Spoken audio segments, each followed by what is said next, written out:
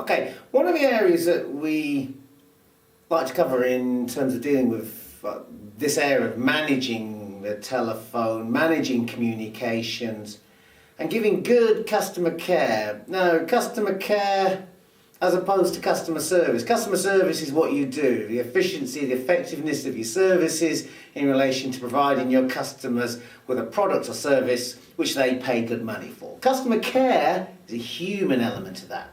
What you do, how you do it, the feelings you produce in relation to the interactions, the communication you have with the customers that you speak to, whether face-to-face or over the telephone.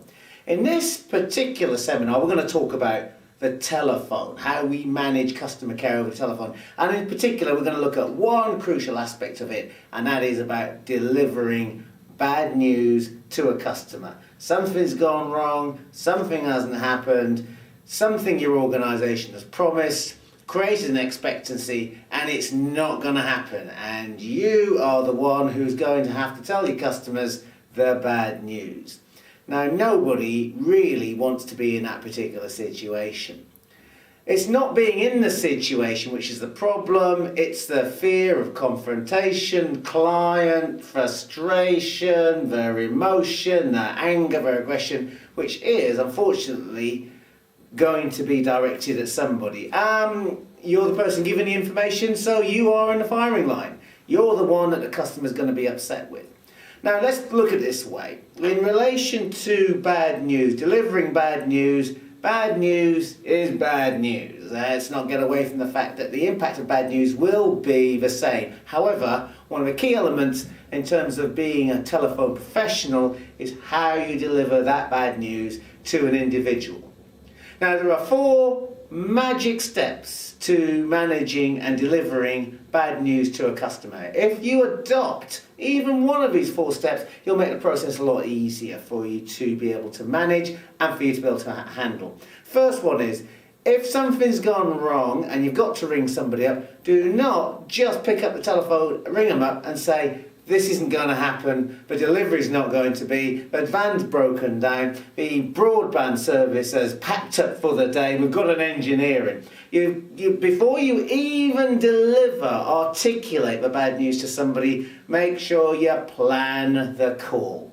Planned communication means that you know where you're going. One of the effective elements of communication is the follow-through, the flow. There has to be some direction. If you want to manage conflict effectively, you've got to keep moving it forward. You've got to be able to know where you're going with the call. One of the problems with bad news is you deliver the bad news and you get basically a hailstorm of fury directed at you, but you don't know where you're going, so you have to defend yourself. You become panicky. You might react to their aggression with aggression from yourself. In that situation, it's a lose-lose situation, and what you really want to have is some form of win-win situation. So the key thing is plan the call. Plan what you're going to do. Plan what you're going to say, and when we talk about some of the other areas of managing the bad news, plan those into the call as well. An unplanned conversation means that you can be controlled by the customer's emotion before you've even got a chance to defend yourself or to give justification for the bad news. So before you do, sit down, write down, what do I need, what's the bad news, what was the situation, what was the options for the client, what do we need to do, so at least you've got something to rely on in terms of giving the bad news. The second one is a technique we call reason request. Now, before you give somebody bad news or any unwanted news, one of the key things you've got to do is you've got to psychologically condition them to see that the bad news isn't your fault. It's a situation that's occurred. Now, what you're doing here is you're trying to lessen the impact of the news by making somebody see that there was a reason for the actual news itself. We call this reason request. Before you deliver before you tell somebody what to do, tell them why you want them to do it. The reason is the why of conversation. The request is basically the what.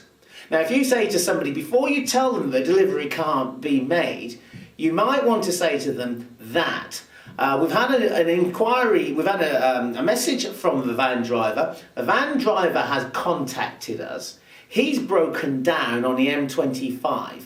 He's called the AA out, but it means that all his deliveries are going to be a couple of hours late. Now, what I wanted to do was to let you know that so that we could make some sort of arrangement. But what it really means is we may not be able to deliver at the agreed time.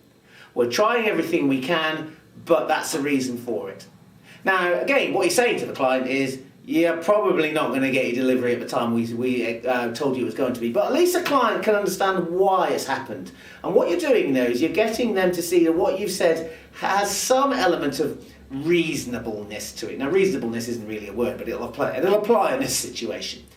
Make sure the client can see the reason why before you give them the what. And that's one of the key elements of effective communication. Why and what. Tell somebody why, tell them what you want them to do. Reason, request. Perfect techniques. The other one we've got to look at is, number 3, create options. Now, options, again, have a psychological base in terms of good communication. What options do? They allow somebody to progress the chances of some form of success past where they are right now. Now, when you give them the bad news, they may be thinking, oh my goodness me, I'm not going to be able to go on holiday, I'm not going to be able to do that, this is going to be a disaster. Some people react very strongly to this, and what you need to do is keep it moving forward in a way which the person can see that there may be a chance of some form of redress, some form of action. Now, for any options at all, if you work in an organisation where basically there isn't any option, you work in an organisation where you've had a client and the client's account has been closed for whatever reason now. You have to ring the client up and say, well, we are no longer able to do business with you. And you might think, well, what's the option for that? We're going to close his client. No, but what you can say from that is, if you're unhappy with the news, I can understand that it is a shock to you. If you're unhappy with our decision, your next option is to write into. Now, it could be a managing director, it could be a governing body, it could be an ombudsman, something like that, so that the person can see that there is at least one other option. What you're doing is you're getting them to be more resourceful, more proactive. Now, with most situations, there are other options that you can use, more options that you can take. But again, back to this area of planning the call. Don't ring somebody up with bad news until you have at least one option that you've thought through. Because that way, what you're doing is you're getting them past the conflict into something where perhaps they can come up with something themselves. And sometimes when you give options, it's the right thing to do, because it says, right, okay, well, if you can't do half of that, you can do this. At least that gets me out of it for now, and we can work it through later on. So give some options. The last technique, map out the call. Now, call mapping is what we call conversation control. It means that when you map something out, it's like, before you do a presentation, you give an agenda. This is what we're going to cover today. If you're going to take somebody in a guided walking around a historical part of London, you'd say, well, the areas we're going to cover are this, this, and this.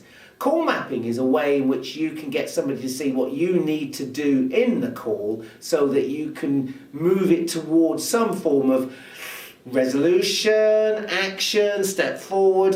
And it's basically the sort of thing where if you're in IT, computer problem has occurred, you might map out a call and say, look, what I'll need to do first is I'll need to carry out a diagnostic test on this to see if that works. If not, if that doesn't work, then we'll go a little bit deeper, look in some of the hardware, and if that fails, then what we might do is do some rectification action on that. Well, basically what you're saying to the customer is, I'm going to take you through the stages. Now, when somebody knows what stages are going through, they're more likely to follow you in terms of the path. Their anger may not be so much directed at you. We have a client who's in IT, and he says he's been in IT for 25 years doing customer engineering work on software problems. And he said when he first started in IT, he was a systems engineer. Now he's a therapist, because we all rely on our computers for everything we do. One of the key techniques we taught him was how to map it out so that clients could see that as we are going through the stages, if it is the ultimate problem, such as the hard drive has died, what he doesn't want to say at the beginning is your hard drive is dead. You want to say what we're going to do is going to do stage 1, stage 2, stage 3. By the time you've got to stage 3, the customer is sort of conditioned to accept the fact that the hard drive might not be working or might be dead. So it lessens the impact of the bad news on them. Follow these 4 steps. Plan your call. Give a reason before you tell them the bad news. Create some options before you ring up, and the last one is map out the call. These are 4 magic steps to delivering bad news. If you don't plan your call beforehand, if you don't use any of these steps and you just launch straight into bad news, and it goes, a non-technical term, pear-shaped. Don't blame anybody but your good self. Thank you very much.